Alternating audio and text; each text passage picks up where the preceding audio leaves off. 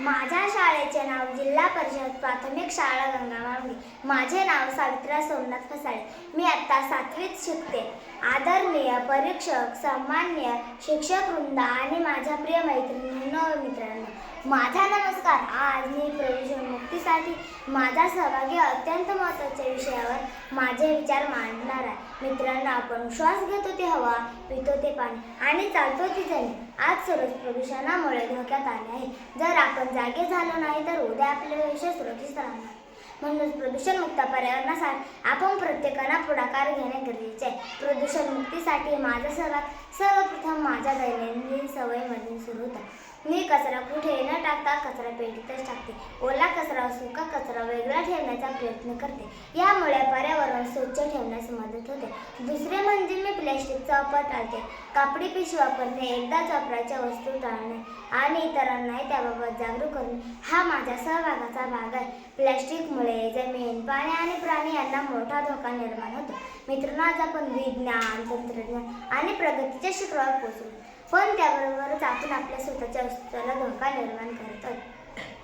हवा दूषित, विषारी माती, निष्प्रभ आणि याला जबाबदार कोण? तर आपणच. मित्रांनो, प्रदूषण कमी करण्यासाठी झाडे लावणे आणि त्यांची काळजी घेणे फार महत्त्वाचे. मी शक्य तेव्हा झाडे लावते आणि लावलेल्या झाडांचे संगोपन करते. झाडे आपल्याला ऑक्सिजन देतात, पावसाचे पाणी धरून ठेवतात आणि वातावरण थंड ठेवतात. तिसरे म्हणजे मी पाणी आणि वीज वाचवते. गरज नसताना नळ किंवा दिवे चालू ठेवत नाही. पाणी आणि वीज निसर्गाचे अमूल्य देणगे हे मला माहीत आहे. प्रदूषण मुक्तीसाठी वाहनांचा मर्यादित वापर करणे हे तितकेच महत्त्वाचे आहे. शक्य असल्यास पायी चालणे, सायकल वापरणे किंवा सार्वजनिक वाहतूक वापरायचा चालू प्रयत्न करणे यामुळे हवा प्रदूषण कमी होते. आजच्या काळात ध्वनी प्रदूषण एक मोठी समस्या आहे. मोठ्या आवाजात गाणे लावणे, फटाके फोडणे यामुळे माणसांबरोबरच प्राणी त्रस्त. मी शांतता ठेवण्याचा प्रयत्न करते आणि इतरांना त्याबाबत सांगतो. आज माणूस म्हणतो पर्यावरण हे सरकारचं काम, पण मग त्या पर्यावरण वाचवणे माझं, तुमचं, प्रत्येकाचं कर्तव्य. मी शाळेत, मित्रांमध्ये आणि कुटुंबात पर्यावरण रक्षणाविषयी सतत चर्चा करते. मित्रांनो, आज आपण म्हणतो भविष्यात जग सुंदर हवं, पण आज आपण काहीच केलं नाही तर उद्या फक्त तक्रारी होती. मित्रांनो, आज माणूस इतका पुढे गेला की तो चंद्रावर पोहोचला, पण स्वतःच्या पृथ्वीवर श्वास घ्यायला घाबरतो. प्रदूषण ही समस्या नाही, ती मानव निर्माण केलेली आपत्ती आहे. प्रदूषण म्हणजे काय? प्रदूषण म्हणजे हवा, पाणी, माती व ध्वनी यांचा नैसर्गिक समतोल बिघडणे. आज कारखान्यांचे धूर, वाहनांचे हॉर्न, नाल्यांचे पाणी आणि निर्धात प्लॅस्टिकचा वाढता वापर या सगळ्यामुळे आपली पृथ्वी आजारी पडली.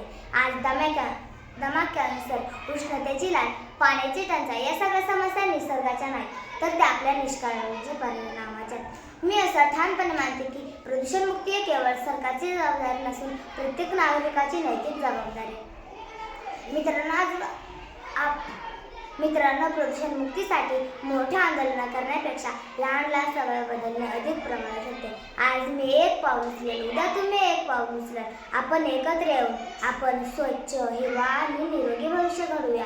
प्लॅस्टिक नको, पर्यावरण हवं. प्लॅस्टिक नको, पर्यावरण हवं.